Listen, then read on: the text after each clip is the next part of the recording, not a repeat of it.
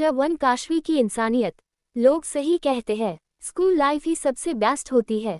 ना किसी चीज़ की टेंशन और ना ही कोई रिस्पॉन्सिबिलिटी, लेकिन मेरी तो किस्मत बचपन से ही खराब रही है।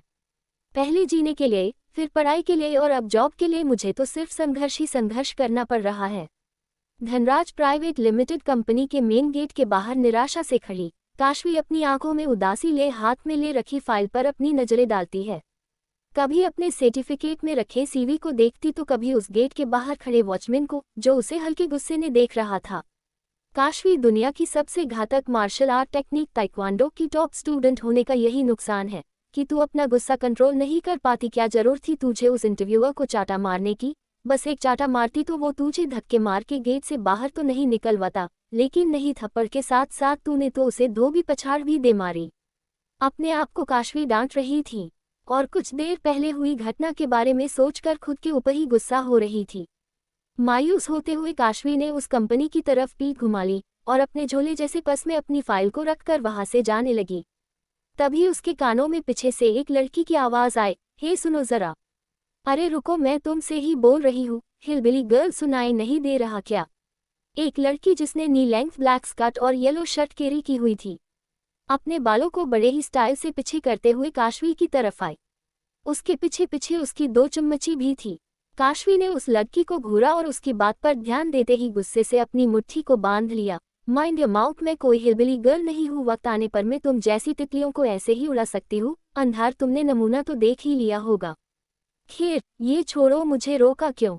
क्या काम है मुझसे? काशवी ने उन तीनों के इरिटेशन से भर चुके चेहरे को देखकर पूछा। अंदर तुमने जिसे गंदे कपड़े की तरह धो मारा, तुम उसे जानती भी? वो कौन है? पहली लड़की ने अपने हाथ को क्रॉस पोजीशन में करते हुए कहा। सिया, अगर ये उसे जानती तो उससे सबके सामने मारने की हिम्मत नहीं करती। दूसरी लड़की ने एक तीखी स्माइल करते हुए कहा। तुम लोगों की बातें सुनकर तो मुझे ऐसा लग रहा है कि तुम सिर्फ मुझे फ्री की टेंशन देने आए हो। अगर ऐसा है तो प्लीज़ तुम लोगों को इतनी तकलीफ उठाने की कोई ज़रूरत नहीं है। मुझे उस आदमी के बारे में जानकर और टेंशन नहीं लेनी, क्योंकि मेरी लाइफ टेंशन से फुल है। उद्धरण चिन्ह। काशवी ने उन लोगों से रुल्ली आवाज़ में कहा और वहां से पीछे मुड़कर जाने लगी। आखिर ये 100 रुपए की वाइट शर्ट और 50 रुपए का झोला जैसा हैंडबैग लेकर इतनी बड़ी कंपनी में इंटरव्यू देने कैसे आ गई? ऊपर से इतनी बदतमीज कि सिर्फ हाथ पकड़ने पर इसने बॉस के साले को स्लैप कर दिया। सिया ने तेज आवाज में काशवी को टोंट मारते हुए कहा।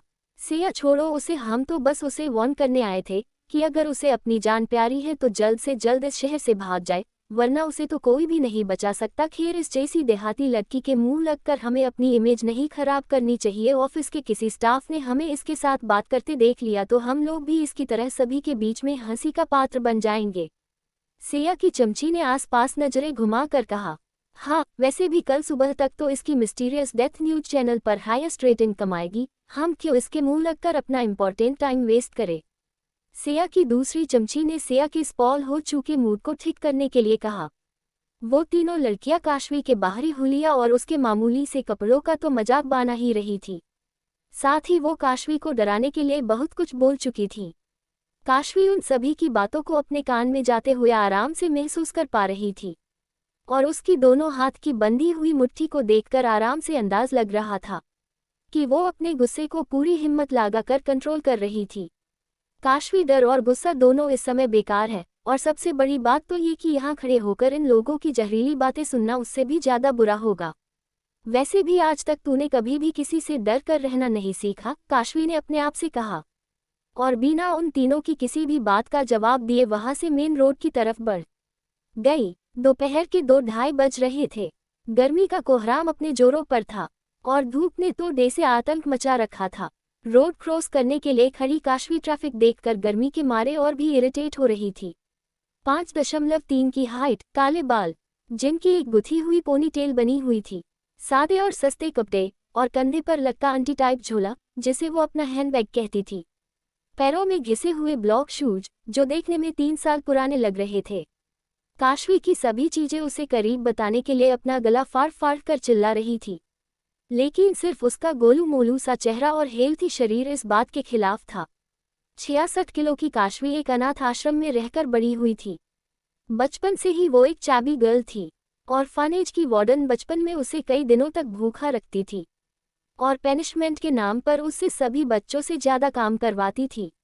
लेकिन उसके बावजूद भी काशवी का वेट हमेशा उसे चबी गर्ल ही बनाए रखता था, जिसकी वजह से उसे बहुत ज़्यादा बुली भी होना पड़ा और इसी वजह से उसके कोई भी फ्रेंड नहीं बनते थे। काशवी अपना ज़्यादातर टाइम अकेले ही किताबों और अनाथ आश्रम के बगल में ही एक मार्शल आर्ट का स्कूल था, जहां काशवी अक्सर जाकर बिताती थी और छिप छिप कर बच्चों को प्रैक्टिस करते देखा करती थी। उस स्कूल में मार्शल आर्ट के साथ साथ साइकोलॉजी की क्लास उस छोटे से स्कूल की जान थी। वहाँ एक लड़का था जो उस स्कूल के प्रिंसिपल का बेटा था, जिसका नाम अर्थव था, जो काशवी की ही उम्र का था। उसने काशवी को कई बार क्लास के बाहर खड़ा देखा था। उसने एक बार काशवी के बारे में अपने दादाजी को बता दिया। जब अर्थव के दादाजी मिस्टर भवानी राठौड़ को काशवी की रुचि के बारे में पता चला, तब उन्होंने उसे बाकी बच्चों के साथ उस स्कूल में पढ़ाई का मौका दिया। साइकोलॉजी की डिग्री होल्डर काशवी गुस्से में अपने ही इमोशंस को नहीं समझ पाती थी और न ही उन्हें कंट्रोल कर पाती थी। रोड के साइड में खड़ी काशवी आज सबसे ज्यादा इरिटेट और गुस्से में थी। ऊपर से रेड लाइट है कि सिग्नल पर शो ही नहीं हो रही थी। पसीने ने उसके कपड़ों को गीला कर दिया था। आज ये मेरा 3 इंटरव्यू था, जिसे मैंने आराम से क्रैक कर लिया था। बस मुझे अपॉइंटमेंट लेटर मिलने ही वाला था कि न जाने वो हवस का पुजारी पार्वत कहाँ से आ गया। अपनी पर्सनल असिस्टेंट के नाम पर मुझे गलत तरीके से छूने लगा। अगर सिक्योरिटी मुझे जबरदस्ती बाहर नहीं निकालती तो अभी तक तो वो बास्टार्ड हॉस्पिटल के बेड पर अपनी टूटी हुई हड्डियां गिन रहा होता। काशवी ने अपने बैग में से पानी की बोतल निकालते हुए उसमें बचे 2 घुट पानी को देखा। गुस्से और गर्मी के मारे तो मेरा गला भी सूख गया। चलो ये पानी पीकर अपनी प्यार ही शांत कर लूं। जैसे ही काशवी ने उस बोतल को अपने होठों के पास बढ़ाया, उसकी नज़र एक बूढ़ी महिला पर पड़ी, जो ठीक उसके बगल में खड़ी थी। हाथ में कटोरा और फटी सी साड़ी, कमर हल्की झुकी हुई, सफ़ेद बिखरे हुए बाल और पसीने से लटपट एक हाथ में लाठी लिए एक 27 साल के आदमी से कुछ पैसे और खाना मांग रही थी। बेटा, इस बूढ़ी और मजबूर अम्मा की कुछ मदद करो। 3 दिनों से अन्न का एक दाना भी पेट में नहीं गया, कुछ पैसे दे दो। ये बोलते हुए उस बूढ़ी भिखारन अम्मा के हाथ पैर भी कांप रहे थे। वो आदमी उस बूढ़ी अम्मा की हालत देखकर और उसके शहरी से आ रही पसीने और कचरे की स्मेल से अपनी नाक के ऊपर हैंकी रख के उस अम्मा से अपनी दूरी बनाने हुए बोला, छी छी छी, हाउ डिस्गस्टिंग, तुमसे तो कचरे की स्मेल आ रही है, मुझसे दूर खड़ी रहो। बूढ़ी अम्मा अपने कदमों को हल्का पीछे करके बोली, माफ करना बेटा, भूख इतनी लगी थी कि कचरे में खाना ढूंढने लगी थी, लेकिन किस्मत इतनी खराब थी कि कुछ खाने को नहीं मिला। तुम्हें अगर पैसे नहीं देने तो कुछ खाना ही दे दो, अब और भूख बर्दाश्त नहीं होती। बूढ़ी अम्मा की हालत देखकर इस समय किसी की भी आंखों में पानी आ जाता और वो उसे तुरंत खाने के लिए कुछ न कुछ जरूर दे देते। लेकिन इस दुनिया में आजकल सभी को अपना स्वार्थ इतना प्यारा हो गया है कि इंसानियत से तो जैसे सब दूर होते जा रहे हैं। उस आदमी ने अपने ऑफिस बैग में रखे लेंस बॉक्स को देखा और उस बुढ़िया को देखकर सोचने लगा, आज तो मेरी वाइफ ने मेरी फेवरेट पनीर मटर की सब्जी बनाई है, मैं इस बुढ़िया को नहीं दे सकता, मैं एक काम करता हूँ, इसे कुछ पैसे दे देता हूँ। ये सोचते हुए उस आदमी ने अपनी पॉकेट में से 5 रुपए का सिक्का निकला और उस बूढ़ी अम्मा की तरफ फेंकते हुए कहा, ये लो और जाकर कुछ खरीद कर खा लो। उद्धरण चिन्ह 5 का सिक्का जमीन पर गिर चुका था, जिसे उठाने के लिए वो अम्मा दे से ही झुकी, वो सिक्का ढारकते हुए नाली में जा गिरा। बेचारी उस अम्मा के चेहरे पर जो एक उम्मीद उठी थी वो भी अब नाली में जा चुकी थी। 5 रुपए आज के टाइम पर किसी बच्चे के लिए एक चॉकलेट खरीदने के लिए भी कम पड़ जाती है, लेकिन उस आदमी ने बूढ़ी अम्मा को वो 5 रुपए खाना खरीदने के लिए दिए थे। अम्मा अपनी भरी हुई आंखों से उस आदमी की तरफ दोबारा दिखती है, लेकिन इस बार उस आदमी के चेहरे पर गुस्सा था। वो सख्त आवाज में उस अम्मा से बोला, एक तो तुमने मेरे दिए हुए पैसों को उस नाली में जाने दिया और अब दोबारा अपनी ये गंदी सी शक्ल मुझे दिखा रही हो। मैं यहाँ कोई दान देने के लिए नहीं बैठा हूँ, जाओ यहाँ से। उद्धरण चिन्ह काशवी जो ये सब देख रही थी, उसकी आंखों में उस बूढ़ी अम्मा के लिए आंसू भी थे और दया भी। उस आदमी के जाते ही काशवी ने अपने कदमों को उस अम्मा की तरफ बढ़ाया और अपनी पानी की बोतल को उस अम्मा की तरफ बढ़ाते हुए बोली, अम्मा जी ये लीजिए, आप पहले ये पानी पी लीजिए, उसके बाद मैं आपको अपना खाना खिलाती हूँ। उस बूढ़ी अम्मा ने काशवी की तरफ देखा। उस अम्मा की आंखों में एक अजीब सी खुशी दिख रही थी, लेकिन वो खुशी खाना मिलने या भूख शांत होने की बिल्कुल भी नहीं लग रही थी। वो अम्मा बस काशवी को देखे ही जा रही थी। काशवी उस अम्मा की ऐसी नज़रों से हैरान थी। अम्मा जी, आप मुझे ऐसे क्यों देख रही हो? ये लीजिए पानी और चलिए हम उस पेड़ के नीचे बैठकर खाना खाते हैं। उद्धरण चिन्ह। उस अम्मा ने पानी के बोतल को अपने हाथ में लिया और अपने भरे हुए गेल से बोली, बेटा मैं तुम्हें इसलिए देख रही थी कि तुम खुद प्यासी हो, लेकिन फिर भी मुझे ये 2 घुट बचा हुए पानी दे रही हो। काशवी और वो बूढ़ी अम्मा साइड में लगे पेड़ के पास जाकर बैठ गई। अम्मा, इस पानी की जरूरत जितनी मुझे थी उससे 10 गुना ज्यादा आपको, वैसे भी मेरा दोस्त कहा करता था, चीजें बांटने से बढ़ती है, फिर चाहे वो खुशी हो या कोई चीज। अब ये सब छोड़िए और ये लीजिए आम का अचार और पराठे। घर में सब्जी नहीं थी इसलिए सूखे पराठे ही है। बेटी, ये सूखे पराठे भी इस बूढ़ी अम्मा की भूख मिटाने के लिए किसी अमृत से कम नहीं। काशवी के लेंस बॉक्स में से उस बूढ़ी अम्मा ने पराठों को खाते हुए बड़े चाव से कहा।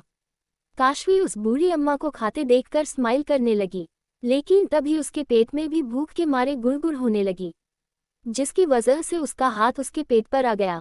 कोई बात नहीं मेरे भूखे पेट, आज तुझे खाना नहीं मिला तो क्या हुआ, कम से कम इस अम्मा का तो पेट भर गया। उद्धरण चिन्ह। कुछ देर बाद अम्मा ने खाना खत्म करके काशवी का हाथ पकड़ा और उससे बोली, ता तुमने अपनी दिल की अच्छाई और इंसानियत के नाते मेरी भूख मिटाई है, इसके बदले में मैं तुम्हें कुछ देना चाहती हूँ। चट्टू, ऐसा कौन है जो मुझे मारना चाहता है? काशवी उस बूढ़ी अम्मा को देखकर अपनी गर्दन को ना में हिलाते हुए बोली, नहीं नहीं माँ जी, आपको मुझे कुछ भी देने की जरूरत नहीं है। वैसे भी अगर मैं आपको इतनी खराब हालत में ही छोड़ देती तो मुझे रात को टेंशन के मारे नींद ही नहीं आती। काशवी की बात सुन के बूढ़ी अम्मा ने अपनी आंखों में हल्की नमी काशवी को दिखाई और भरे हुए गेल से बोली, मुझे पता है बेटी, तुम यही सोच रही हो कि मुझ जैसी भिखारन के पास तुम्हें देने के लिए कुछ भी नहीं होगा।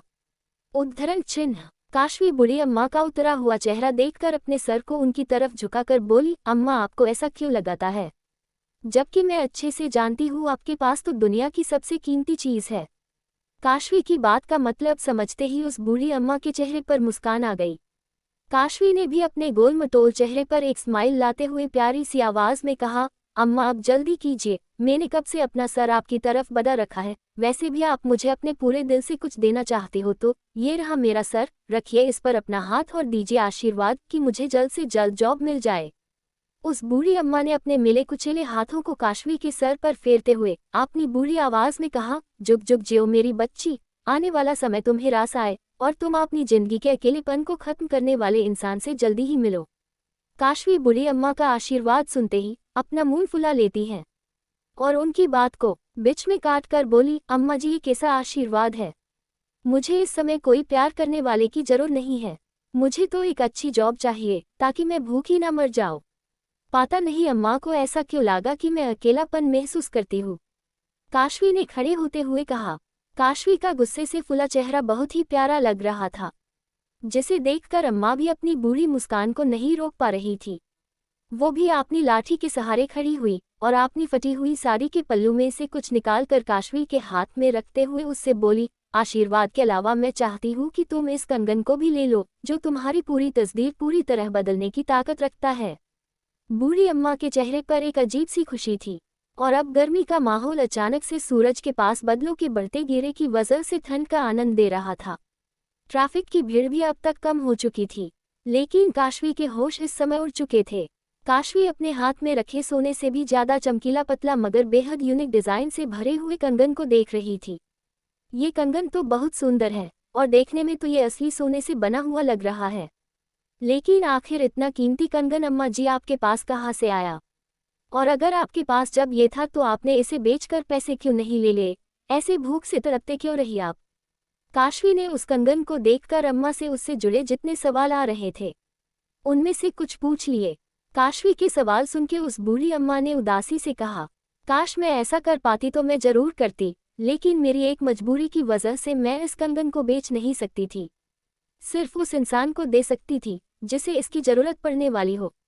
काशवी उस बूढ़ी अम्मा की बातों में उठे सवाल को समझते हुए जैसे ही कुछ बोलने के लिए आगे बढ़ी, बूढ़ी अम्मा ने उसे बिना मौका दिए आगे कहा, बेटी अब तुम मेरी मजबूरी के बारे में मत पूछना, बस ये समझ लो कि आज रात तुम्हें जब लगे कि बचने का कोई रास्ता नहीं तब इस कंगन को पहन लेना। काशवी हैरानी से अपनी हथेली में रखे कंगन को देखने लगी। ये कंगन तो मेरे साइज से छोटा है, मैं इसे कैसे पहन पाऊंगी? रुको, ये मैं क्या सोच रही हूँ, मुझे तो ये समझ नहीं आ रहा कि ये बूढ़ी अम्मा कहना क्या चाहती हैं। आखिर आज रात ऐसा क्या होने वाला है कि मेरे पास कोई रास्ता ही नहीं रहेगा? काशवी अपने आप से ये बोल ही रही थी कि बीच में ही उसने अपने सर को झटका और अपनी नजरों को ऊपर उठाकर उस बूढ़ी अम्मा को देखने लगी। लेकिन उसकी हैरानी सातवें आसमान पर पहुंच गई जब उसे वो बूढ़ी अम्मा अपने आसपास कहीं नहीं दिखी। काशवी इधर उधर भागते हुए उस बूढ़ी अम्मा को ढूंढते हुए आवाज लगती है, अम्मा, अम्मा जी, कहाँ हो आप? काशवी की आवाज में एक घबराहट थी। आखिर ये अम्मा अचानक मेरे हाथों में ये सोने का कंगन देकर कहाँ गायब हो गई? पता नहीं क्यों मुझे कुछ सही नहीं लग रहा। ऊपर से अचानक ये घुंघराले बदलों की वजह से बिगड़ता हुआ मौसम मेरी हार्ट बीट तेज कर रहा है। इतनी घबराहट तो मुझे उस इंटरव्यूअर को धोबी पछाड़ मारते हुए भी नहीं हुई थी। काशवी ने अपनी गर्दन को आसमान में उठाकर घबराए हुई आवाज में कहा, काशवी, मौसम तो खराब होते जा रहा है। अभी उस अम्मा के बारे में सोचने का टाइम नहीं है।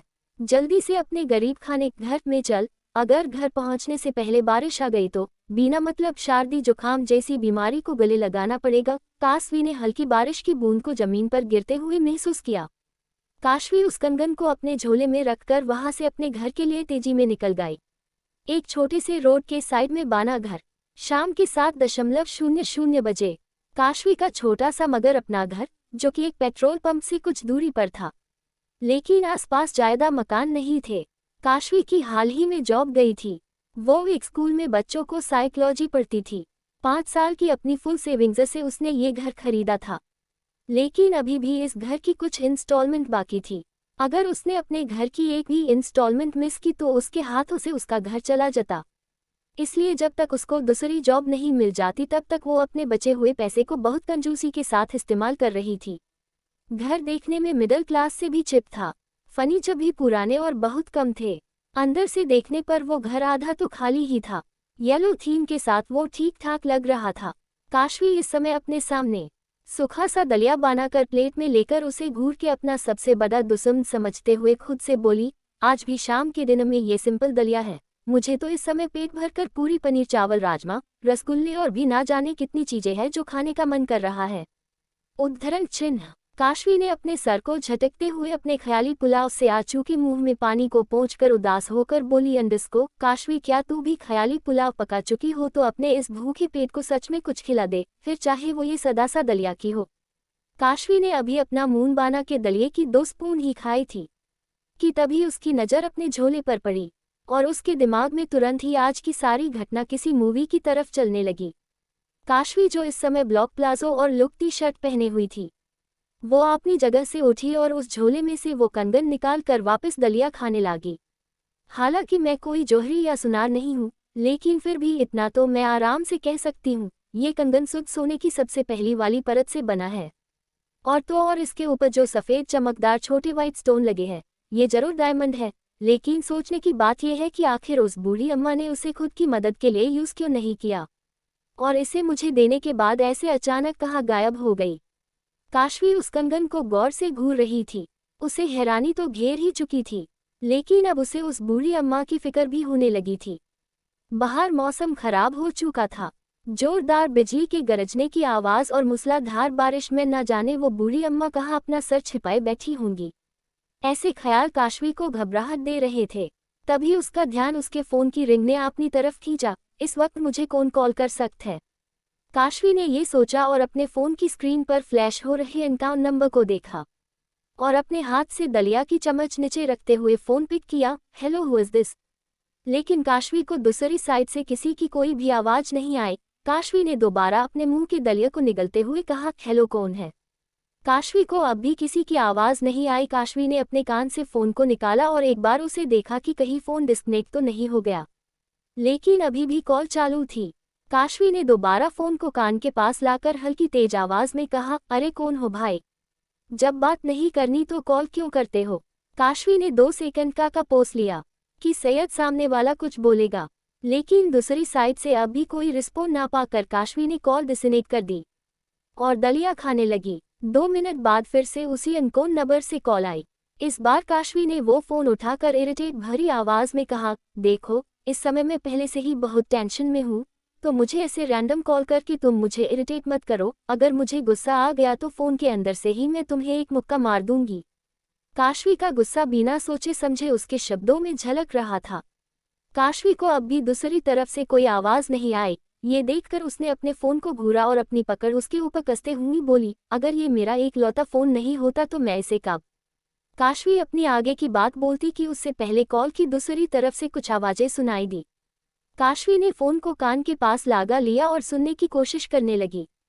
Hello hello Kashvi. कॉल की दूसरी साइड से बेहद डरी हुई और धीमी आवाज़ में ये शब्द काशवी के कानों में गाए। ये आवाज़ तो किसी लड़की की लग रही है, लेकिन आखिर ये है कौन और क्या बोल रही है? काशवी को कॉल के दूसरे साइड की लड़की की आवाज़ साफ सुनाई नहीं दे रही थी। हेलो कौन? काशवी ने इस बार अपने फेस पर सीरियस भाव लाते हुए कहा। काशवी वो मैं दिया बोल रही हूँ, वही दिया जो तुमसे अनाथाश्रम में हमेशा लड़ाई करती रहती थी। उस लड़की ने कॉल की दूसरी तरफ से ये शब्द अपने मुंह से निकाले ही थे कि काशवी ने हैरानी से चीखते हुए कहा, दिया तुम कैसी हो तुम? और इतने दिनों बाद तुम्हें मेरी याद कैसे आई? और अब तक तुम कहाँ थी? पता है, आश्रम के सभी बच्चे तुम्हें याद करते हैं। तुम्हें अपना घर क्या मिल गया? तुमने तो दोबारा आश्रम की तरफ मुड़कर ही नहीं देखा, तुम्हें पता है। काशवी इससे आगे कुछ और बोलती कि दिया ने डरी हुई आवाज़ में सुबकते हुए कहा, काशवी 16 साल पहले मैंने बहुत बड़ी गलती की थी, जिसकी सजा मैं आज तक सह रही हूँ। इससे पहले कि वो लोग मुझे जान से मार डाले, मैं तुझे कुछ बताना चाहती हूँ। काशवी जो दिया की पूरे 16 साल बाद आवाज़ सुन रही थी, वो अब उसकी ये बात सुन के शौक हो चुकी थी। दिया अपनी बात को आगे बोल पाती कि उससे पहले काशवी बोली, दिया क्या हुआ? तू रो क्यों रही है और इतनी ज्यादा घबराए हुई क्यों है? कौन तुझे मरना चाहता है? काशवी ने अपने पैरों में अपने घिसे हुए से शूज पहन कर कहा, अच्छा तू ये सब छोड़, तू ये बता कि आखिर इस समय तू कौन सी जगह पर है? मैं अभी तुझे लेने आती हूँ। रुको, मेरी बात सुनो काशवी, वो लोग तुम्हें ढूंढ कर तुम्हें भी मार देंगे, इसलिए समय रहते किसी ऐसी जगह चली जाओ जहाँ कोई तुम्हें ना जानता हो। दिया ने काशवी को अपनी डरी हुई आवाज़ में कहा। काशवी जो अपने घर का गेट खोलने के लिए हाथ बढ़ा चुकी थी, वो दिया की बात सुनकर अपने पैरों के नीचे से जामनी गायब महसूस कर रही थी। ऐसा कौन है जो मुझे मारना चाहता है और क्यों? उद्धरण चिन्ह विस्मयादिबोधक चिन्ह। चत्री मौत की दस्तक। अनाथ आश्रम में बचपन से 9 साल तक की उम्र तक जो लड़की काशवी से हमेशा लड़ती झगड़ती रहती थी, आज 16 साल बाद उसकी कॉल काशवी को आई थी। लेकिन ये कॉल कोई हाल चाल पूछने के लिए नहीं आई थी, ये तो काशवी की जिंदगी में तूफान लाने वाली कॉल थी। काशवी, मुझे पता है जो मैं तुझे बताऊंगी हो सकता है उसे सुनने के बाद तुझे मुझसे नफरत हो जाए, लेकिन मेरी हालत सुनने के बाद तुझे मेरे ऊपर तरस आएगा। दिया ने अपनी सिसकती हुई आवाज़ में कॉल की दूसरी तरफ से काशवी से कहा। अपने हाथों में फ़ोन को ले काशवी ने अपने आप को शांत किया। दिया को ढूंढने जाने से पहले काशवी अब दिया की पूरी बात सुनना चाहती थी, इसलिए उसने अपने कदमों को वापस अपने घर के छोटे हॉल की तरफ बढ़ा लिए और एक गहरी सांस लेकर बोली, दिया देख, जो भी बात है साफ साफ और जल्दी बता, क्योंकि तेरी आवाज़ सुनकर मुझे तेरी फिक्र हो रही है। सामने से दिया ने अपनी गिल्ट से भरी आवाज़ में कहा, काशवी 16 साल पहले मैंने तेरे साथ एक बहुत बड़ा धोखा दिया था। बचपन में जब भी कोई परिवार तुझे अडॉप्ट करने आता था या पसंद कर लेता था, मैं उनके सामने तेरी बुराई कर दिया करती थी और तेरे करैक्टर को खराब करके उनके मन में तेरे लिए गलत इमेज डाल देती थी, जिसकी वजह से वो लोग तुझे अडॉप्ट करने से मना कर दिया करते थे। मैं उस समय तुझसे बहुत जलती थी, इसलिए मैं ये नहीं चाहती थी कि मुझसे पहले कोई भी तुझे अडॉप्ट कर ले जाए या तुझे परिवार का प्यार मिले। काशवी ये सुन के दंग थी, लेकिन वो अभी दिया को बीच में बोलते हुए टोकना भी नहीं चाहती थी। दिया ने अपनी गिल्ट भरी आवाज़ में अपनी आगे की बात जारी रखते हुए कहा, मैं जानती हूँ मैंने ये सब करके तुम्हारे साथ बहुत गलत किया है, मगर मुझे अपनी गलती का एहसास तब हुआ जब मैंने तुम्हें धोखे से आश्रम से बाहर भेज दिया था और मैं खुद तुम्हारी जगह काशवी बनकर वाडिया खानदान में आई। वहां जाकर मुझे पता चला कि तुम उस घर की असली बेटी थी और सारी प्रॉपर्टी की मालकिन भी, लेकिन मैं लालच में आ गई और मैंने उस घर में पिछले महीने तक तुम्हारी जिंदगी बड़ी आलिशान तरीके से जी। लेकिन जब मेरा 21 जन्मदिन मनाया गया तब मुझे पता चला कि अब मेरी जिंदगी के कुछ ही दिन बाकी है। वो लोग मुझसे प्रॉपर्टी अपने नाम करवाने के बाद मुझे जान से मारने वाले थे, इसलिए मैं वहां से भाग गई। लेकिन उन्हें पता चल गया कि मैं वो लड़की नहीं थी जो उस दौलत की असली मालिक है, इसलिए अब वो मेरे साथ साथ तुम्हें भी ढूंढ रहे हैं और किसी भी पल तुम तक पहुंच सकते हैं। दिया की एक बात काशवी को सुइयों की तरफ चुभ रही थी। उसे समझ नहीं आ रहा था कि वो अपने असली परिवार के बारे में जानकर खुश हो या दुखी, क्योंकि काशवी ने हमेशा अपने आप को अकेला समझा और प्यार के लिए तरसती रही। उसे लगता था कि वो ही मनहूस है, इसलिए उसे कोई भी अडॉप्ट नहीं करता। लेकिन उसे क्या पता था कि उसके ही अनाथ आश्रम की दिया ने जलन के कारण उसके साथ ऐसा किया। ऊपर से उसके असली परिवार के साथ काशवी बनकर भी रहने चली गई। काशवी के दिल में अभी तक जो दिया की फिक्र दिख रही थी, वो अब गुस्से में बदल चुकी थी। काशवी के मुंह से एक भी शब्द बाहर नहीं निकल रहा था। वो इतनी ज्यादा शोक थी। तभी दिया ने अपनी धीमी आवाज में माफी मांगते हुए कहा, मुझे माफ करना काशवी। तुम्हारे साथ गलत करने की वजह से ही आज मेरी हालत पिछले 1 महीने से नर्क से भी बदतर हो गई है। प्रॉपर्टी अपने नाम करवाने के बाद वो लोग जो कुछ तुम्हारे साथ करना चाहते थे, उन्होंने मेरे साथ किया। मुझे 1 महीने पहले ही उन लोगों ने एक ऐसे इंसान के साथ शादी के नाम पर बांध दिया, जिसने मुझे कोठे पर बैठा दिया, जहां हर रोज मुझे एक नया राक्षस झांझोड़ता है। अगर तू उन लोगों के हाथ लग गई तो वो ना जाने तेरे साथ क्या करेंगे। अगर इस बार मेरी वजह से तेरी जान बचती है तो मैं अपनी गलती का पछतावा तेरी मदद करके करना चाहती हूँ। दिया की आवाज में अभी भी सिसकना साफ सुनाई दे रहा था। दिया की बात सुन रही काशवी का ध्यान दिया की कोठे पर बैठने वाली बात पर गया, जिसे सुनकर काशवी की आंखों में उन लोगों के लिए नफरत उठ गई। क्या कहा तूने कोठा? काशवी के मुंह से ये शब्द निकले जो हैरानी और गुस्से से भरे थे। हाँ कोठा, और अब वो लोग मुझे मारने के लिए मेरे पीछे पड़े हैं, क्योंकि मैंने उनके सबसे बड़े राज को सुन लिया था। दिया ने ये बोलते हुए अपनी आंखों के आंसू पोंछे और आगे बोली, अंडस्को काशवी, तुम्हारी असली माँ को साजिश के जरिए मरवाने में रीमा तुम्हारी सौतेली माँ का हाथ है, और उसमें तुम्हारा पिता संजू भी शामिल था। लेकिन इससे भी बड़ा जाल बिछाया था तुम्हारे एक अंकल ने, जिनसे तुम्हारे डैड और दादा फंस गए। उन्होंने तो तुम्हें। दिया इतना ही बोल पाई थी कि उसकी आवाज बीच में ही बंद हो गई। हेलो हेलो दिया, क्या हुआ? तुम चुप क्यों हो गई? काशवी ने ये बोला ही था कि काशवी के कान में दिया की एक जोरदार चीख गूंज उठी। ऐसा लगा जैसे कि किसी ने दिया की गर्दन को चाकू से चीर दिया हो। काशवी दिया की चीख सुनकर दंग रह गई। उसके हाथ पैर कांपने लगे। उसने एक बार फिर से अपनी कांपती हुई आवाज में कहा, अंडस्को ही हेलो दिया। कॉल की दूसरी तरफ से एक आदमी की आवाज आई, जो कि बेहद डराने वाली थी। दिया, उसकी जिंदगी की ज्योत तो अभी अभी उसकी गर्दन पर चाकू चलने के साथ साथ ही बुझ गई। उद्धरण चिन्ह। ये सुनते ही काशवी की सांसें जैसे अटक गई। सामने से शैतानी हंसी के साथ उस आदमी ने अपनी बात को जारी रखते हुए कहा, इसकी मौत तो होनी ही थी, लेकिन सोचा कि कोठे पर बैठाने से ये हमें कुछ बेनिफिट दे जाएंगी। लेकिन नहीं, इसे तो दूसरों की बातें सुनने का शौक था, जिसके चकते उसकी जान गए। ना ये वो राज सुनती और ना ही आज इसकी मौत होती। आखिर तुम हो कौन और तुमने दिया को क्यों मारा? दिया को कौन सा राज पता चल गया था? काशवी ने अपनी डर और घबराहट से भरी आवाज को तेज करते हुए पूछा। लेकिन उस आदमी ने कॉल की दूसरी तरफ से कुछ ऐसा बोला कि काशवी के हाथ से उसका फोन फ्लो पर गिर गया और वो डर से कांपने लगी। फिक्र मत करो, तुम्हारे उस छोटे से घर पर अभी तुम्हारे मौत के सौदागर आने वाले हैं, तुम्हारी जान का सौदा करने। आखिर इतने सालों की तलाश जो पूरी ही गई। तुम्हें ढूंढकर अब सारी प्रॉपर्टी मेरी बेटी निहारिका की होगी। कॉल डिस्कनेक्ट हो चुका था, लेकिन इसी के साथ काशवी की जिंदगी में सैलाब उमड़ पड़ा था।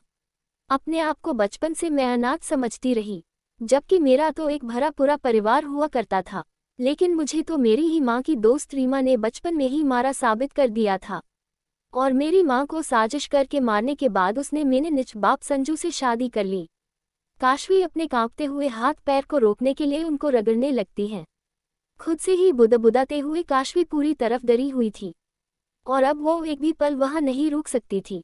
काशवी ने 2 से 3 बार गहरी सांसें ली और जल्दी से अपने सारे ईद कार्ड्स और पैसे एक बैग में रखे और 2 जोड़ी कपड़े उस बैग में रखकर वहां से गेट की तरफ आई। जैसे ही वो जेट के पास पहुंचकर गेट को खोलने के लिए अपना हाथ डोरनॉब पर रखती है, बाहर से कोई डोर की रिंग बेल रिंग करता है। रिंग की आवाज सुनकर काशवी एक थम से डर जाती है और अपने हाथ को डोरनॉब से हटाकर की होल से बाहर खड़े लोगों को देखती है। एक हैवी मेकअप में खड़ी अधेड़ उम्र की औरत और उसके साइड में खड़ी वेस्टर्न ड्रेस में एक जवान लड़की, और उन दोनों के पीछे और कोई नजर नहीं आ रहा था। ये दोनों कौन है और इस समय मेरे डोर को क्यों नोक कर रही है? काशवी ये सोच ही रही थी कि तभी काशवी की नज़र रोड पर खड़ी मर्सिडीज पर गई। उसे लगा कि उन दोनों लेडी की कार खराब हो गई है। इसलिए काशवी थोड़ा रिलैक्स हुई और उनकी मदद करने की सोच के साथ गेट खोला। जी मुझे पता है आपकी कार खराब हो गई है। वैसे तो मेरे पास ज़्यादा टाइम नहीं है, लेकिन चलिए कोई बात नहीं, मैं आपकी मदद कर ही देती हूँ। ये बोलते हुए काशवी ने अपने कदम को घर के बाहर रखने के लिए जैसे ही आगे बढ़ाया, उस अधेड़ उम्र की औरत ने काशवी के कान के नीचे एक जोरदार चाटा जड़ दिया। काशवी जो मार्शल आर्ट की बेस्ट स्टूडेंट थी, उस अधेड़ उम्र की औरत का वो चाटा झेल नहीं पाई और घर के अंदर मुंह के बल गिर पड़ी। अंडस्को यकीन नहीं होगा, ये बिल्कुल अपनी माँ और मेरी प्यारी सहेली सीता के ऊपर गाय है। वो भी ऐसी ही छूबी थी और एक नंबर की फूल भी थी। तभी तो आज वो इस दुनिया में नहीं है। उस अधेड़ उम्र की औरत ने काशवी को जमीन पर पड़े देखकर उसे एक डिस्कस लुक के साथ देखने लगी। मेरी माँ सीता, इसका मतलब कि ये रीमा है। काशवी ने अपने लाल पर चुके गाल पर हाथ फेरा। और बड़ा खुलासा। काशवी का गाल तो लाल हो ही चुका था, लेकिन गुस्से से उसकी आंखों में भी लाल रंग उतर आया था। उसे ये तो समझ आ गया था कि अब वो शायद वक्त रहते उस घर से नहीं निकल पाएगी, क्योंकि रीमा वहां पहुंच चुकी थी और रीमा के थप्पड़ ने पहले ही काशवी को बता दिया था। उसका मकसद कुछ सा ही नहीं है। काशवी ने गुस्से भारी आवाज में कहा, तुम वही हो जिसने मेरी माँ को मारा और मुझे बचपन में ही मरा साबित कर दिया था। काशवी के मुंह से ये सुनते ही रीमा के चेहरे पर एक शैतानी हंसी आ गई। उसने हंसते हुए घर के बाहर खड़े आदमियों को अंदर आने का इशारा किया और काशवी के पास जाकर उसके बालों को अपनी मुट्ठी में भर कर बोली, ओ तो तुम्हें उस दिया की बच्ची ने पहले ही बता दिया। चलो अच्छा ही हुआ, अब कम से कम मुझे तुम्हें कुछ भी बताने के लिए अपनी एनर्जी तो नहीं वेस्ट करनी पड़ेगी। काशवी किसी भी तरह से वीक या बेवकूफ़ नहीं थी, लेकिन कहते हैं ना, जरूर से ज़्यादा डर या घबराहट और कभी कभी तो हैनी भी एक पल के लिए किसी की भी सोचने समझने की शक्ति छीन लेती हैं। ठीक इस समय काशवी के साथ हो रहा था, लेकिन उसने अपने सेंस को जल्द ही अपने कंट्रोल में किया और अपने सर के बालों में खिंचाव की वजह से उठे दर्द को महसूस करके काशवी ने रीमा के हाथ को पकड़ा और उसे मडोड़ दिया। आह! रीमा दर्द के मारे चिल्ला उठी। अपनी मैम को काशवी के द्वारा हॉट होते देखकर ब्लॉक कपड़ों में खड़े रीमा के आदमियों ने काशवी के ऊपर अटैक कर दिया। काशवी ने बिना रीमा के हाथ को अपनी पकड़ से रिहा किए एक एक करके उसके सभी आदमियों को जमीन की धूल चाटा दी। हाँ, मैं तो आराम से यहाँ से चुपचाप जा ही रही थी, ये सोचकर कि पता नहीं तुम लोग मेरे साथ क्या कर दो, लेकिन मैंने ये नहीं सोचा था कि तुम्हारे आदमी इतने कमजोर होंगे जो मेरे एक वार के बाद सीधा खड़ा होना ही भूल जाएंगे। काशवी ने रीमा के हाथ को और जोर से मडोड़कर कहा। वही रीमा की दर्द और हैरानी से आंखें भर चुकी थी। उसने तो उम्मीद भी नहीं की थी कि काशवी जैसी चबी गर्ल इतनी ज्यादा स्ट्रॉन्ग और निडर होगी। मुझे तो लगा था ये भी अपनी माँ सीता की तरह नाजुक और कमजोर होगी, लेकिन इसने तो मुझे ही हैरान कर दिया, रीमा ने अपने मन में सोचा। वही हैरानी से भरी खड़ी निहारिका ने काशवी को ऊपर से नीचे तक हैरानी से देखा। ये लंकी कोई गोलू मोलू फिद्दी सी लंकी नहीं है, इसने तो एक ही वार में इतने सारे वेल ट्रेन गॉड्स को धूल चाटा दी। इससे तो ब्रेन से ही जीता जा सकता है। निहारिका ने अपने घुटनों के बल बैठकर मगरमच्छ के आंसू बहाते हुए काशवी के सामने हाथ जोड़ लिए। मेरी माँ को छोड़ दो प्लीज, मैं तुम्हारे सामने हाथ जोड़ती हूँ। मैं वादा करती हूँ हम लोग दोबारा तुम्हें कभी परेशान नहीं करेंगे, प्लीज मेरी बात पर यकीन करो। निहारिका ये बोलते हुए काशवी के पैरों के करीब आ रही थी। वही काशवी को निहारिका के बदले हुए तेवर कुछ अजीब से लग रहे थे। अचानक ये लोमड़ी जैसी लड़की इतनी बदल कैसे गई? जरूर इसके दिमाग में कोई खिचड़ी पकी होंगी। काशवी ये सोच ही रही थी कि उसकी निहारिका की चाल समझने में उसे देर हो चुकी थी। निहारिका ने अपने हाथ में सफ़ेद ड्रग का पाउडर ले रखा था, जिसे निहारिका एकदम से काशवी की आंखों की तरफ फेंक चुकी थी। काशवी की आंखें उस ड्रग की वजह से जलन से भर गई। उसके हाथों से रीमा का हाथ छूट गया और वो दर्द से इधर उधर पानी के लिए हाथ पैर चलाने लगी। रीमा ने अपने हाथ को सहलाते हुए अपनी बेटी से कहा, सही समय पर बेटा, तुमने इस मनहूस की आंखों में ड्रग डाल दिया, वरना आज तो मेरा हाथ ही डायन तोड़ कर ही रहती। माँ, इससे पहले कि ये अपनी आंखों को पानी से साफ करे, हमें इसे रोककर अपना काम करवा लेना चाहिए। वैसे भी इसके बाद ये ज़्यादा टाइम तक देखने के लायक नहीं बचेगी। निहारिका ने अपने हैंडबैग में से एक छोटी नाइफ निकली और पानी की तलाश कर रही काशवी की तरफ बढ़ गई।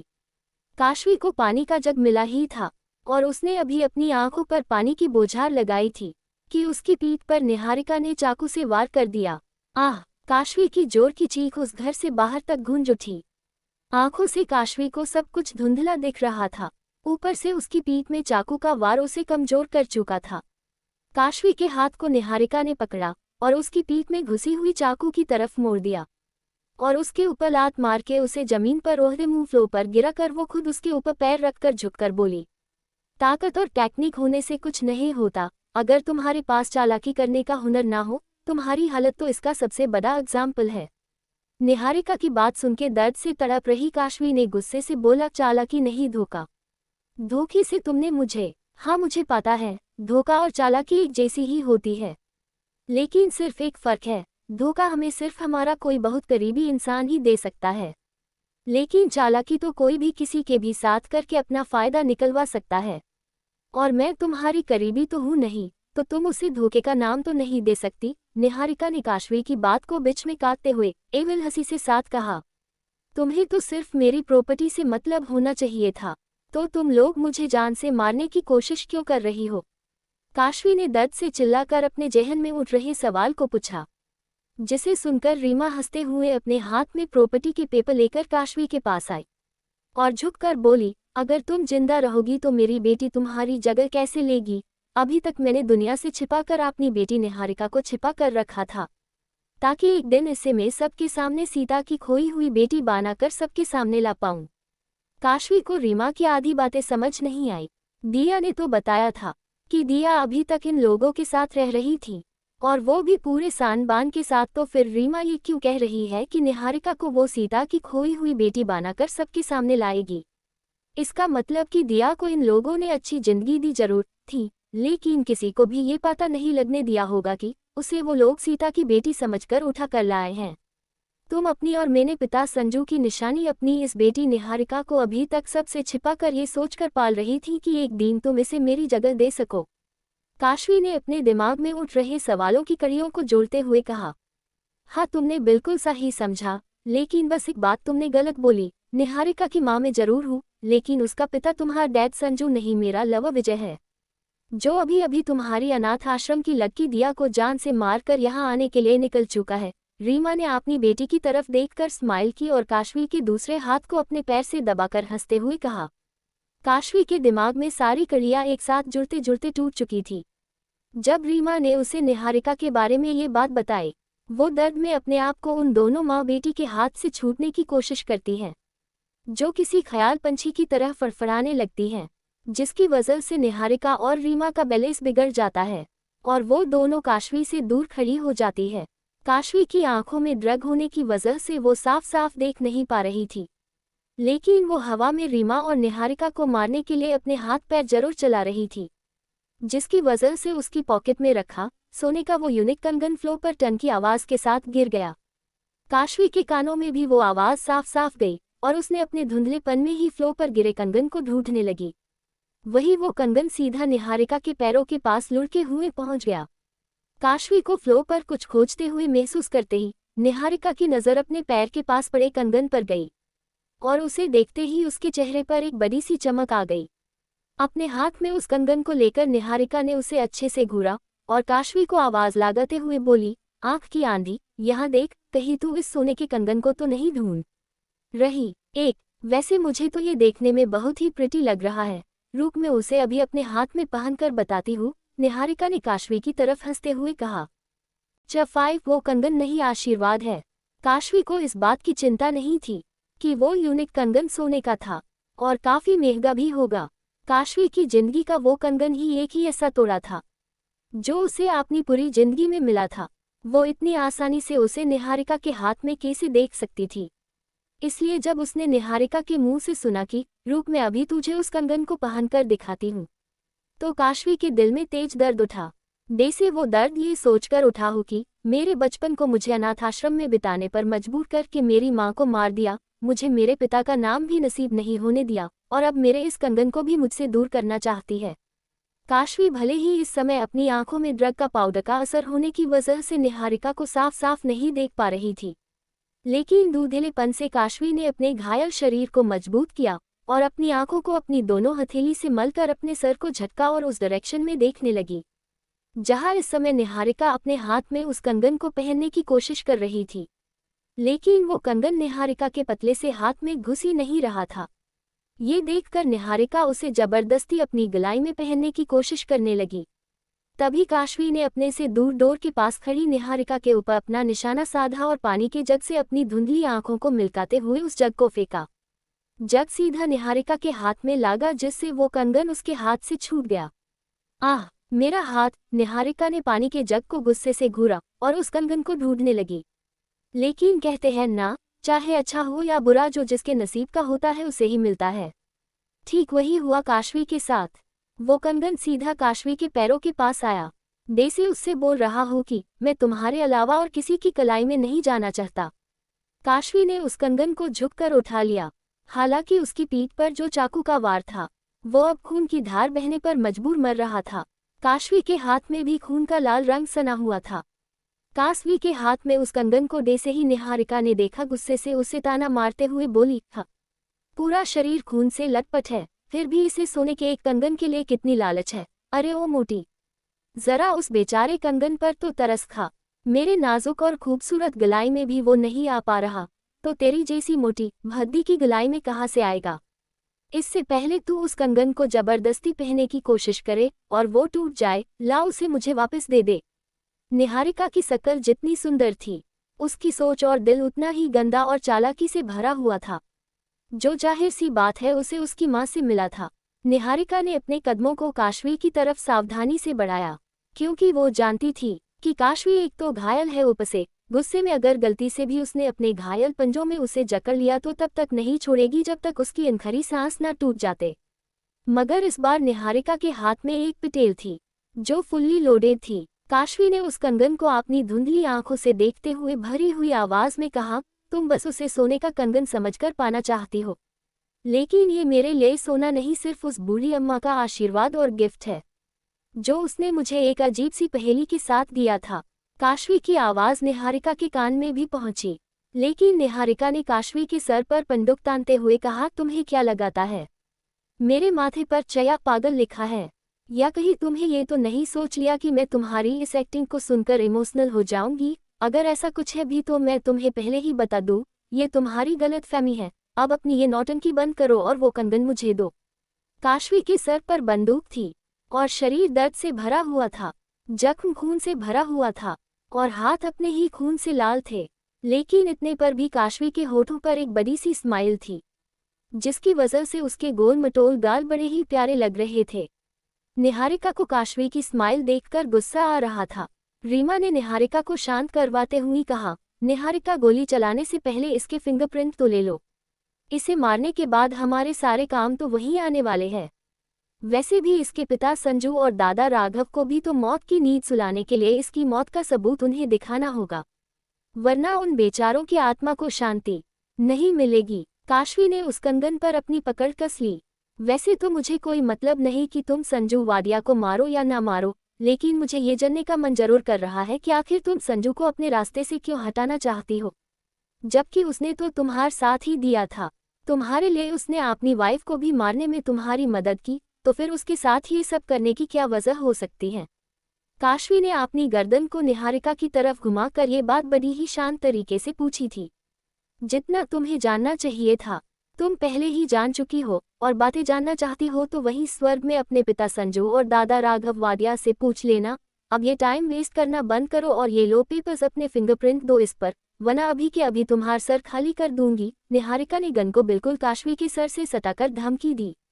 काशवी जानती थी कि निहारिका मजाक नहीं कर रही थी, लेकिन ये भी सच था कि चाहे वो अपने फिंगरप्रिंट मर्जी से देती या ना देती, उसकी मौत तो होनी ही थी, और वो भी निहारिका के हाथ में जो गन थी उससे। अगर उससे बच जाती तब भी उसका घाव उसे मौत के कगार पर ले जा चुका था। काशवी ने अपनी लाल आंखें एक बार घेरे से बंद किया और खुद से बोली, अगर मौत लिखी है तो ठीक है, इसे अपनाने के अलावा मेरे पास और कोई रास्ता नहीं। जैसे ही काशवी के दिमाग में और कोई रास्ता ना होने की बात आई, उसे उस बूढ़ी अम्मा की वो बात याद आ गई जो उन्होंने काशवी को कंगन देते वक्त कही थी, जब तुम्हारे पास कोई रास्ता ना बचे तब तुम इस कंगन को पहन लेना। सुबह का चीप छोटा था, इसलिए आज 2 चैप्टर दे रही हूँ। Mister N G, thank you कि आपको स्टोरी अच्छी लगी। जस्ट 6 बदली दुनिया। काशवी के हाथ में वो कंगन था और दिमाग में उस बूढ़ी अम्मा की बात चल रही थी। नजरें उस कंगन पर गड़ी हुई थी और शरीर दर्द से भरा हुआ था। सर पर निहारिका ने गन पॉइंट कर रखी थी, जो किसी भी समय गोली चला सकती थी। घर के बाहर दूर दूर तक तेज आंधी तूफान ने उसकी मदद करने वाला कोई नहीं था। शरीर इतना घायल था कि वो अगर निहारिका और रीमा से बचकर निकलने की कोशिश भी करती तो मुश्किल से रोड तक ही पहुंच पाती। लेकिन भागने की कोशिश भी टाइम वेस्ट करने के बराबर था, क्योंकि निहारिका के हाथ में जो गन थी उसकी गोली 1 सेकंड में उसका दिमाग खोल कर रख देगी। अब तक खड़ी खड़ी क्या सोच रही है? अपने फिंगरप्रिंट इस पेपर पर दे, रीमा ने सामने से काशवी को थप्पड़ जड़ते हुए कहा। काशवी के होठों के किनारे से खून बहने लगा और वो हल्का राइट साइड पर झुक गए। अपनी गुस्से से भारी आंखों से काशवी ने रीमा को देखा और उस कंगन को अपनी कलाई की तरफ ले जाते हुए बोली, अंडस्को फिंगरप्रिंट देने से पहले मुझे एक बार इस कंगन को अपनी कलाई में पहनना है। आखिर ये पहला गिफ्ट है मेरी लाइफ का। एक निहारिका काशवी की कलाई को पकड़ते हुए एविल स्माइल के साथ बोली, अपनी गलाई का साइज देखा है? तुझे क्या लगाता है ये कंगन तेरी गलाई में घुस भी पाएगा?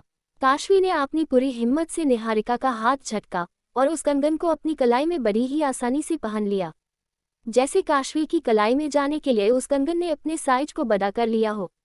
निहारिका ये देखकर हैरान हो गई और अपनी माँ को देखकर बोली, माँ ये कैसा कंगन है? मेरी पतली सी कलाई में तो आया नहीं और इस भैंस जैसी लड़की की कलाई में आसानी से चला गया। रीमा भी काशवी के हाथ को ही हैरानी से देख रही थी।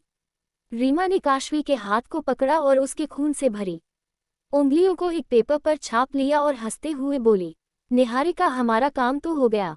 अब इस मोटी का हाथ काटकर इसकी कलाई से वो कंगन निकाल लो। वैसे भी इस घर को ब्लास्ट भी करना है ताकि सभी को ये सिर्फ एक हादसा लगे। उद्धरण चिन्ह। काशवी ये सुनकर गुस्से से उबल गई। उसने निराशा से खुद से कहा, पता नहीं काशवी तू क्या सोच रही थी? वो बूढ़ी अम्मा ने तो ऐसे ही कहा था कि ये कंगन तेरी मदद करेगा, लेकिन देख अभी तक ना कोई मुझे बचाने आया और न ही मैं खुद को बचा पाए। काशवी अपने अंधार घुटकर ये सोचते हुए अपनी आंखों में एक भारीपन महसूस करने लगी। बॉडी से ब्लड ज्यादा बहने की वजह से और अब कोई भी उम्मीद नजर न आने की वजह से काशवी की आंखें बंद हो रही थी। उसे अपनी खराब किस्मत पर बहुत ज्यादा गुस्सा आ रहा था। बचपन से सब कुछ होने के बाद भी सिर्फ साजिशों के चलते हुए अनाथ आश्रम में अनाथ की तरह रहना पड़ा। अपनी जिंदगी का हर एक दिन संघर्ष से झेलने के बाद भी आज वो अपनी मौत के करीब थी। बिना अपनी जिंदगी में प्यार और खुशियों को पाए काशवी मौत की गोद में सोने जा रही थी। काशवी की आंखें बंद हो गए और वो अपने आप को अंधेरे में महसूस करने लगी। रोशनी का चारों तरफ कोई नामो निशान नहीं, पैरों के नीचे जमीन नहीं और सर के ऊपर नीला आसमान नहीं। काशवी ने उस अंधेरे में अपनी नजरें चारों तरफ घुमाए और आखिर में वो पीछे घूमी, जहां उसकी तरह ही दिखने वाली लड़की खून से भरी हुई बेहाल हालत में दिख रही थी। उसके शरीर पर लाइट ना जाने कहां से पड़ रही थी। देखते ही देखते काशवी के शरीर पर भी तेज लाइट पड़ी। काशवी ने अपनी हैरानी से भरी आवाज में उस लड़की से पूछा, तुम कौन हो और बिल्कुल मेरी तरह कैसे दिख सकती हो? कहीं ऐसा तो नहीं मैं सच में मर चुकी हूँ और मैं अपने आप को ही मिरर के सामने देख पा रही हूँ? काशवी की आवाज उस अंधेरे में गूंजने लगी। तभी उस दूसरी लड़की ने अपनी आंखें खोली और उसका चेहरा देखते ही देखते बदलने लगा। चेहरे के साथ साथ उस लड़की की पूरी बॉडी किसी अप्सरा की तरह मोहक और सुंदर हो गई, जिसे देखकर काशवी की आंखें हैरानी से भर गई और उसके मुंह से एक ही बात निकली, अब तो मुझे पक्का यकीन हो गया है कि मर चुकी हूँ। तभी काशवी के हाथ में जो कंगन था उसमें से पीली लाइट चारों तरफ फेंक गई और उसमें से एक आवाज आई, अंडस्को काशवी तुम्हारे सामने ये जो अप्सरा जैसी खूबसूरती लड़की है, तुम चाहो तो मैं तुम्हें इसकी जगह इसकी दुनिया में भेज सकता हूँ। ये एक बहुत ही आलिशान जिंदगी जीने वाली है, जहाँ ये अपनी चालाकी से सभी की आंखों का तारा बनकर राज करने वाली है, लेकिन ये दिल से पूरी काली और कर्मों से महादुष्ट है। काशवी के कान में ये आवाज पहुंचते ही उसने उस कंगन की तरफ देखा और उसमें से निकल रही रोशनी और आवाज को महसूस करके वो हैरानी से बोली, आखिर ये मेरे दिमाग में क्या चल रहा है? कभी मुझे मेरी ही तरह खून से लटपट लड़की दिखाई दे रही है, तो कभी वो एक खूबसूरत अप्सरा और अब तो हद ही को गई। मुझे लग रहा है कि ये कंगन मुझे इस लड़की की तरह बनाने की बात बोल रहा है। मुझे तो लगाता है कि मैं मरने के बाद स्वर्ग के पगल खाने में जाने वाली हूँ। एक काम करती हूँ, अपनी आंखें फिर से बंद कर लेती हूँ, हो सकता है इस बार मैं सीधे स्वर्ग के पागल खाने में आंखें खोलूं। काशवी खुद से ये सब बड़बड़ाते हुए उस आवाज को अनसुना करके अपनी आंखें बंद कर लेती है। उसे तो ये सब उसके दिमाग का वहम लग रहा था। जिस लाइफ और जिस तरीके की बॉडी की कल्पना उसने अपनी पूरी जिंदगी की थी, वो आवाज उसे वही सब देने की बात कर रही थी। काशवी कुछ सोचने समझने की हालत में बिल्कुल भी नहीं लग रही थी। यहाँ तक कि वो इस समय ये भी भूल चुकी थी कि उसके शरीर का दर्द पूरी तरह से गायब हो चुका था। काशवी, तुम्हारे पास ज्यादा समय नहीं है, या तो तुम इस लड़की के जैसी बन जाओ और इसकी जिंदगी जियो, या मैं तुम्हें एक मौका देता हूँ अपनी जिंदगी को पूरी तरह बदलने का, पर उसके लिए तुम्हें एक ऐसी लड़की के शरीर को अपनाना पड़ेगा जो तुम्हारी तरह दिखती है, लेकिन तुमसे बिल्कुल कमजोर और दिमाग से कम है, उस कंगन ने दोबारा काशवी से कहा। इस बार काशवी अपनी आंखें खोलकर खुद से बोली, मुझे सच में नहीं पता इस समय क्या चल रहा है, लेकिन अगर मुझे अपनी जिंदगी सुधारने का मौका मिल रहा है और वही दूसरी तरफ एक आलिशान जिंदगी जीने का मौका मिल रहा है, तो मैं अपनी तरह दिखाने वाली लड़की को चुनती हूँ। काशवी, एक बार फिर सोच लो, तुम्हें बहुत परेशानियों का सामना करना पड़ेगा अगर तुमने इस लड़की को चुना। तुम तो हमेशा से एक अच्छी और पतली बॉडी के साथ सुंदर बनना चाहती थी, तो तुम अब उस सुंदर और अमीर लड़की को छोड़कर अपनी तरह दिखाने वाली चबी गर्ल को क्यों चुन रही हो? उस आवाज ने काशवी से सवाल करते हुए उसे आखिरी मौका दिया। काशवी गहरे भाव से बोली, बचपन से लेकर सभी ने मुझे गोल मटोल होने की वजह से बुली किया था, लेकिन अब मैं चाहती हूँ कि मैं जैसी हूँ वैसे ही अपने आप को पूरे दिल से अपनाऊं, और वैसे भी जिस लड़की को आप मुझे चुनने के लिए बोल रहे हो, वो लड़की सिर्फ दिखने में ही सुंदर है, लेकिन दिल से काली है, और मैं कभी भी वैसी नहीं बन सकती। इसलिए मेरा फैसला यही है कि मैं अपने जैसी दिखने वाली लड़की के शरीर को अपनाऊं। काशवी ये बोलते हुए अपनी आंखों को बंद कर लेती है। तभी उसे एहसास होता है कि उसकी आंखों में एक अजीब सा बदलाव हो रहा था। उसका सर अचानक से घूमने लगा और हाथ पैर में एक तेज झुंझुनी महसूस हुई, जैसे काशवी किसी ऊंची जगह से तेजी में नीचे गिर रही हो। काशवी कुछ समझ पाती कि उसके कान में एक आवाज गई, अरे नहीं, ये तो मुझसे बहुत बड़ी गलती हो गई। अब मुझे भी काशवी के साथ जाना होगा इसकी मदद करने के लिए। ये आवाज थी उस कंगन की, जिसे सुनकर ऐसा लग रहा था जैसे उसने कुछ ऐसा कर दिया हो जो उसे नहीं करना चाहिए था। काशवी ने अपनी आंखों को खोलने की बहुत कोशिश करी, लेकिन उसकी आंखें जैसे किसी ने बंद कर रखी थी और उसे खुलने से रोक रही थी। तभी एकदम से काशवी के शरीर को जो झंझनाहट महसूस हो रही थी वो बंद हो गई और उसे अपने हाथ पैर में फिर से दर्द महसूस होने लगा। साथ ही उसके सर के पीछे भी दर्द होने लगा, लेस देन जैसे किसी ने किसी भारी चीज से उसे मारा हो। वो अपनी आंखें खोलती कि उसके कानों में कुछ आदमियों की डरावनी सी आवाज पड़ी, इसका शरीर देखकर तो मुझे उल्टी हो रही है, कोई इसका चेहरा देखेगा तो डर से भाग खड़ा होगा। दूसरा आदमी, तूने सही कहा, लेकिन भूल मत, अंधेरे में तो सभी लड़कियां एक जैसी लगती है, फिर क्या फर्क पड़ता है इसके चेहरे से, हमें तो बस अपना काम करके अपनी प्रिंसेस को खुशखबरी देनी है। तीसरे मोटे भद्दे से आदमी ने अपनी ललचाई नजरों से काशवी को देखते हुए कहा, हाँ वैसे भी राजकुमारी ने कहा था कि जितना हो सके इसके शरीर से मजे ले लेना, वैसे भी ये अभी तक कुंवारी है तो इसके साथ सबसे पहले मैं करूंगा। पहले आदमी ने हंसते हुए कहा, अच्छा ठीक है, तू ही जा पहले, वैसे भी तेरी तो शादी भी नहीं हुई है, इसलिए तुझे तो सिर्फ लड़की से मतलब है, फिर चाहे वो कैसी भी दिखती हो। अच्छा तू शुरू हो जा, हम लोग उस पेड़ के पास बैठते हैं, और हाँ थोड़ा जल्दी करना, सुबह होने के पहले इसे बिना कपड़ों के बाजार के बीच चौराहे पर भी फेंकना है, जैसा कि राजकुमारी जी ने कहा था, पहले आदमी ने अपने साथी से हंसते हुए कहा। जैसे ही उस भद्दे से आदमी ने काशवी के शरीर की तरफ अपने हाथ को बढ़ाया, उसके मुंह से एक जोर की चीख निकली। काशवी ने अपनी पूरी ताकत से उस आदमी के लोअर एरिया पर लात जो मार दी थी। चारों तरफ अंधेरा और तालाब के किनारे दूर दूर तक जंगल काशवी को पूरी तरफ से हैरानी से भर चुका था। आखिर मैं हूँ कहाँ, और ये लोग कौन है? तारांकन, बदली दुनिया का सफर शुरू हो चुका है।